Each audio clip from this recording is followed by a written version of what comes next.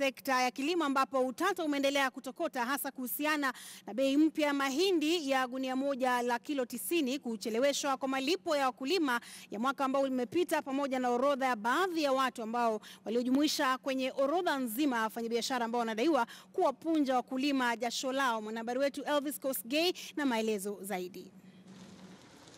Choko mchoko pweza binadamu utomweza. Utata unaendelea kulizingira swala la malipo ya wakulima waliouzia mahindi bodi ya kitaifa ya nafaka na mazao NCPB. 3 billion. Sijui hiyo pesa iko kwa account ya agriculture ama ni ya kwenda kuomba katika Ministry of Finance. The science that was used to arrive at the price of 32.50 in the last season is the same science that should be used. It is not rocket science that shilingi 3,600 ilipatikana mwaka jana na sasa hii 2,300. Nini inasababisha? Was agreed by Wednesday this week. That committee is going to report to us, the governors and myself, and they should show us scientifically once again how they are arriving at the cost of production.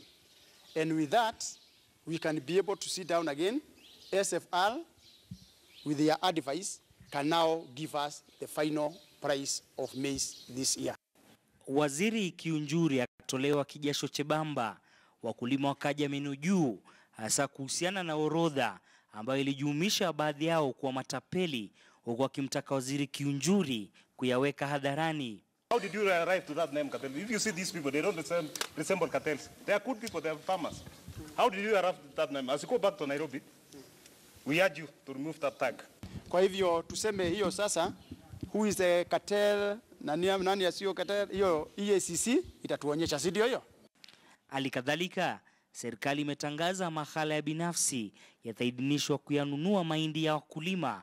And therefore we are agreeing that we are going to set more than 10 aggregation centers, more than 10, so that farmers can easily access the stores.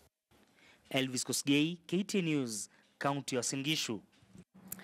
Na mtazamaji, ni wakati wa kujifunza lugha ya Kiswahili na kisha tupate mapumziko mafupi, tutarejea na taarifa zaidi, usiende mbali.